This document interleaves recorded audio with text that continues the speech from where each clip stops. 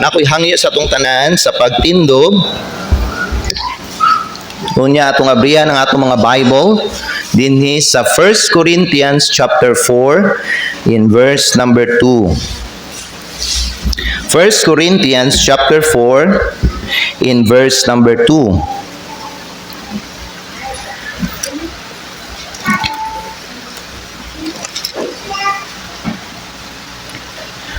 The Bible says in 1 Corinthians chapter 4 in verse number 2, moreover, it is required in the words that a man be found faithful. May the Lord bless upon the reading of His word. Let us pray. Father in heaven, thank you so much for your word this morning. Bless the message that you are about to give to your people. Iandam Ginoo ang amo ang mga hunahunag kasing-kasing. May this message bring encouragement to everyone, and may you use your servant to deliver it to them. Father God, I pray, puna kaming tanan sa imong balaan nga Espiritu. O kining tanan amahan, among ginaampong ginapasalamatan sa pangalan ni Kristo nga among Ginoo, among manluluwas. Amen. Salamat po din na mong maglingkod. Our first message this morning is this: be faithful this year. Be faithful this year. Sa atong gibasa mga igala, giingnan ta sa pulong sa Dios that it is required that those who have been given a trust must prove faithful. Kinahanglan no nga masabta nato nga gi-entrust ta sa Ginoo sa daghan nga mga butang, pero usapod sa mga butang nga gi-entrust sa Ginoo sa atoa ang kining tuig nga iyang gihatag sa atoa. Sigurohon nato that this year, throughout this year, no, mag-faithful gyud ta sa Ginoo. As we begin a new year, mga igsoon, we're faced with many opportunities and challenges. Kaning bag-ong tuig naghatag ni nato og bag-o nga mga opportunities ug bag-o nga mga challenges. Since New Year means new beginnings. Amen. One of the most important quality nga kinahanglan i-succeed nato karong tuiga is faithfulness. Being faithful means being reliable, trustworthy, and committed. Mao nay buti pasabot sa faithfulness. Now ano ang faithfulness man importante? Why faithfulness matters? Because una sa tanan, God is faithful.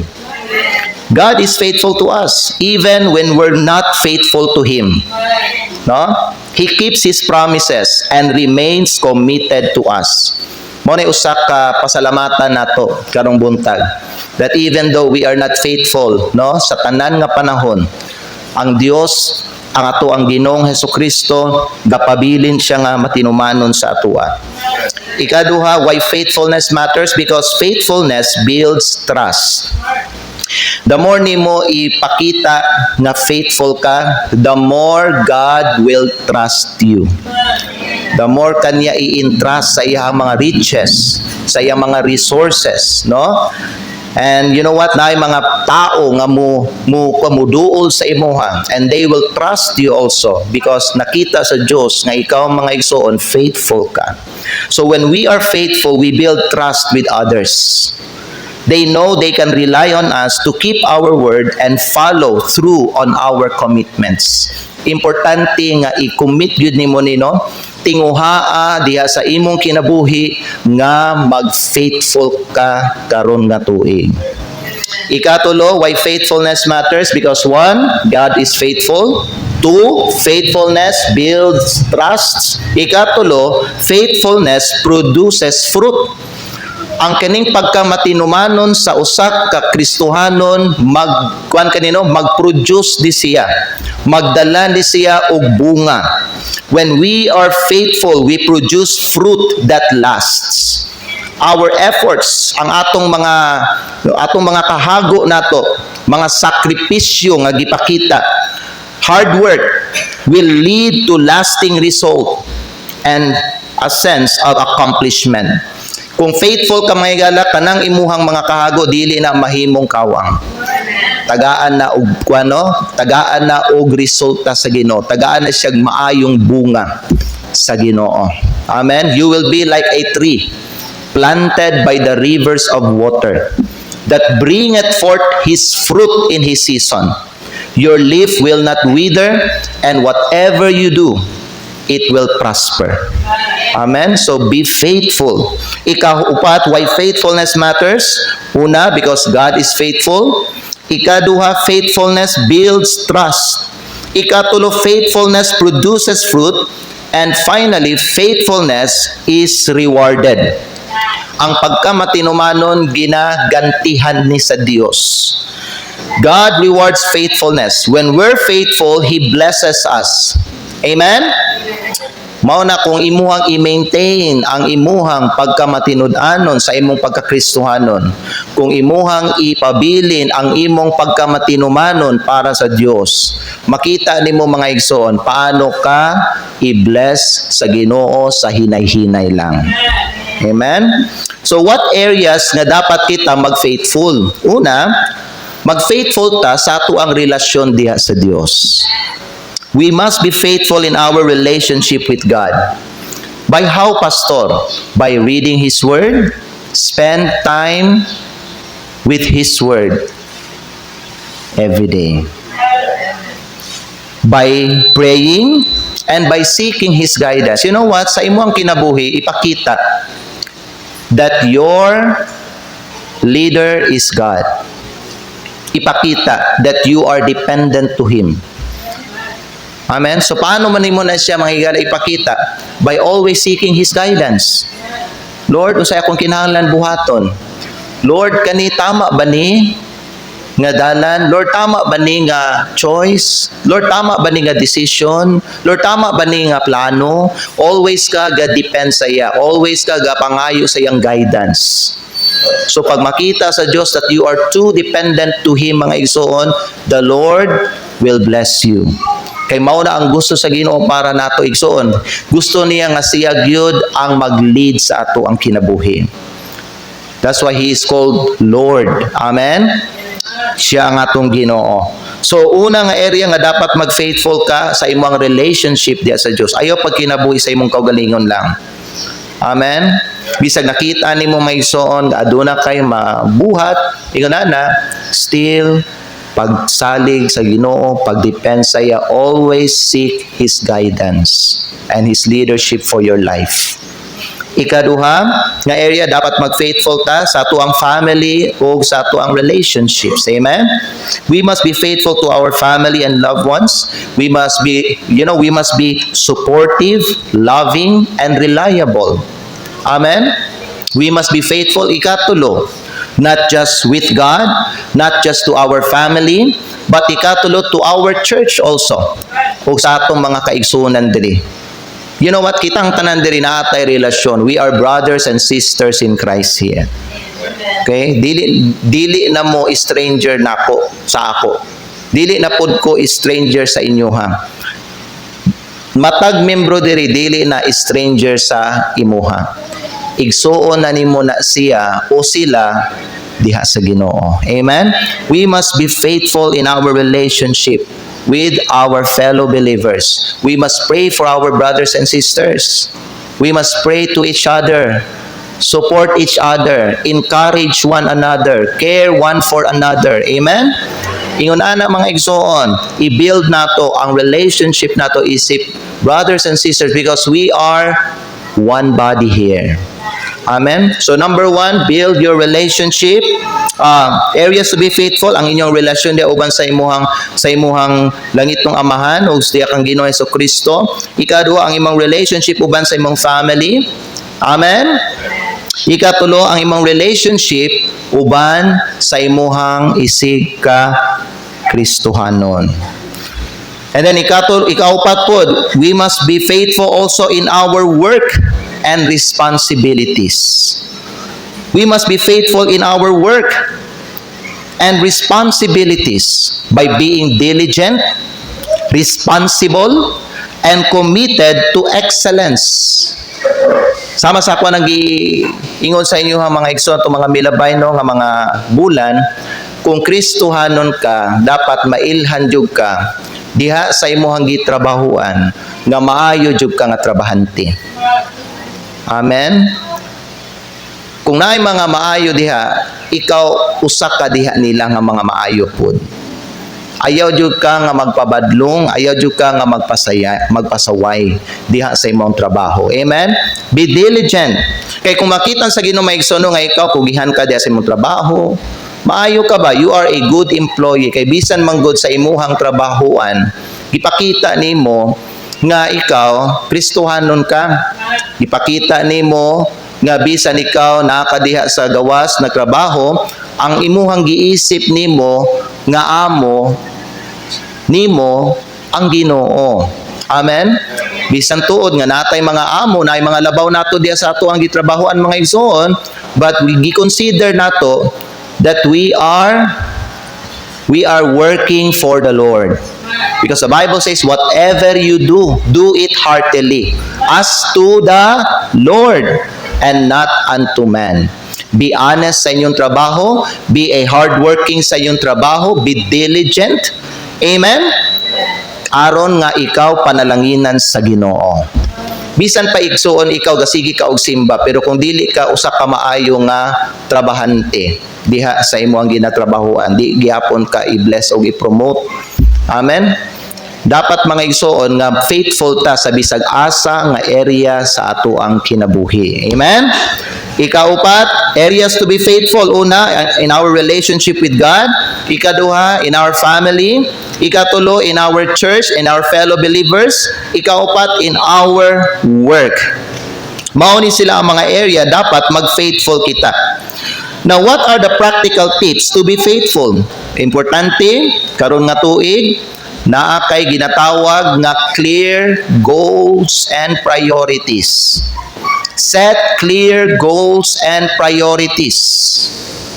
Aron kay balo ka. Kay balo ka unsay buhaton nimo, kay balo ka unsay dalan ang imuhang lakwan. Kay balo ka unsa ang imuhang destinasyon karong tuiga. Amen. Namang kay goal. So importante mag-set ka og klaro nga mga goals and priorities. Sa tanan nimo nga mga priorities, unaha gyud ang Ginoo. Amen? Unaha ninyo ang Ginoo. Una sa tanan, maghimo ka og goal sa imong Christian life para sa Ginoo. Unaha ang spiritual. Amen. Bago ang secular. Unaha gyud ang spiritual. Ayaw unaha ang secular. Aron i-bless ka sa Ginoo. Ikaduha mga iso, you know what? Setting clear goals and priorities will help you. Okay? Makatabang siya nimo para may direction o adunay ka ng kuan ba no? Naay ka ng purpose ang imuhang kinabuhi karong tuiga. Amen? Ikaduha, create a schedule and stick to it. So, maghimo ka og schedule. Unya, stick to it. Be intentional about how you use your time. Okay? Ikaw ang maghimo sa imuhang mga schedule. Unya, sunda ang imuhang schedule sa tibuok semana. Ang kanang oras nimo sa Ginoo, kanang pagsimba nimo sa Ginoo, ayaw na siya wala sa imong schedule. Amen? Top priority gyud na siya. Pag adlaw gani sa pagsimba nimo sa Ginoo, magsimba jud ka ng adlaw. Unya sa uban nga mga adlaw kamo na ang bahala unsaon ninyo pag-arrange ang inyong mga schedule. Pero during weekdays, gawas nga naka-schedule sa imong trabaho, naka-schedule para sa imuhang pamilya or mag-spend ka og panahon sa imong mga anak o sa imuhang asawa o sa imong bana, importante napud kay schedule every day nga magbasa og Bible og magampo. Amen? Oo. So, paghimo mo og schedule and stick to that mga igsoon. And then ikatulo, seek accountability from others. Seek accountability from others, meaning dapat transparent ka and honest ka about sa imong mga actions and decisions. Amen? Ingon na. And then ikaupat, celebrate small wins. Kada panahon na kay naay goal nga maabot nimo, successful ka even sa mga little things, i-celebrate siya mga igsoon. Magpasalamat ka sa Ginoo. Amen? Enjoy your small success. Ayaw lang mag-celebrate sa mga dinagko nga mga success. Matag success nga ma-achieve nimo, matag adlaw sa imong kinabuhi, celebrate. Daiga ang Ginoo, pasalamati siya. Amen? Amen. Celebrate small wins, recognizing and rewarding yourself for your progress and achievements. Yan. Also, sa goal po ninyo ay kinahanglan po mag-goal kay so nga gawas nga magbasa ka og Bible every day, no, i-goal nga mabasa nimo ang entire Bible karong tuiga. No? From Genesis to Revelation. Gikan sa month of January hangtod sa December. Sa imong hunahuna, kaya nimo na o dili? Kaya. Amen? Dali ra kayong mga igsoon, basahon ang pulong sa Ginoo. And I believe it will help you grow as a believer. Pag sige nimo basahon ang Bible, labi na kung mabasa gini mo ang Bible, na magukay goal. Tungod ana nga goal kana makatabang nimo aron mo grow ka, mulalom ang imong relasyon sa Ginoo ug maduol ka pag-ayos sa Ginoo. Amen. In conclusion, being faithful is a choice. Kinahanglan masabtan nato ni igsoon nga ang kaning faithfulness dili lang nimo unsa mo mugawas og pinakalit, dili ni siya magic. Okay? Kaning mag-faithful ang usa ka Kristohanon, pilion niya ni. Being faithful is a choice that we must make every day. So kaning faithfulness, para ang faithfulness, makita sa atong kinabuhi, it requires commitment, discipline, and perseverance. So it's a choice nga buhaton nimo every day. Kay kung faithful ka karon, ugma pilion na pud nimo nga mag-faithful ka. Kaluyan sa Ginoo nga makamata ka sa sunod nga adlaw, pilion na pud nimo nga mag-faithful ka. Amen ba? Faithfulness is a choice we must make. Kaya abi niyo mga igsoon, abi atay sinful nature. Di ba? Makasasala ang tao. So kung dili nato pilion nga mag-faithful ta mga igsoon, then dili na malipay ang Ginoo sa toa. Okay? Naputay ato bangon nga consequence sa tuang kinabuhi nato. So, choose to be faithful. Be committed, be disciplined, and persevere. So, tiyanta mo, the rewards of faithfulness are immeasurable. Dili nimo masukat. Di ba, ang gingon sa Bible, a faithful man shall abound with blessings. Di mo na ma-measure. It's beyond measure.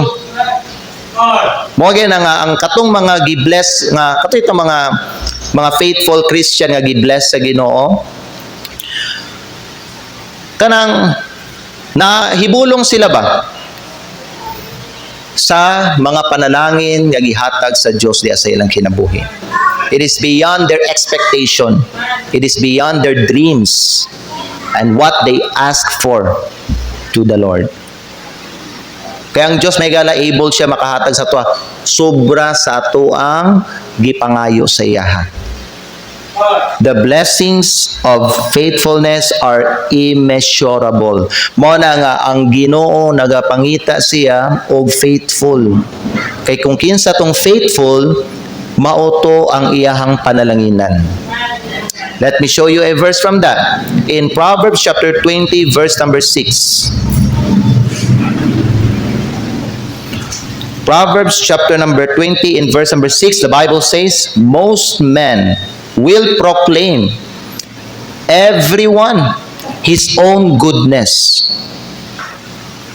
Every person, kuno, will say that he is good. Pero, ang giingon sa pulong sa Diyos, but a faithful man, who can find? So, usa ni ka challenge para sa tanan nga mga tao. Did you know that even the unsaved, if he is proven faithful, panalanginan siya sa Ginoo? How much more kung ang anak sa Diyos mag-faithful? Mas the more siya panalanginan sa Ginoo. Amen? Basta imuha mga igsoon, no? Ang imong kinabuhi, i-commit nimo. Makita nimo ang blessing, ang reward sa faithfulness. If you lead a life of purpose, fulfillment, and tagaan nimo og significance ba, importansya ang imong kinabuhi karong tuiga. I encourage you, ayaw ninyo ibasura ang inyong kinabuhi karong tuiga. Ayaw ninyo hugawi. Pag kinabuhi nga adunay katuyuan, be faithful this year, and you will see how the Lord bless you. Amen? Most men will proclaim, everyone his own goodness, but a faithful man who can find. So let's make a commitment to be faithful this year, and see the incredible impact it can have on our lives and the lives of those around us. Makita niyo mga igsoon, once i-bless ka na sa Ginoo, ikaw mismo maka-encourage ka sa uban nga mga tao. People will be hungry. Gutomon sila sa Diyos kung makita nila ang mga panalangin diya sa imong kinabuhi. Be faithful this year. Amen?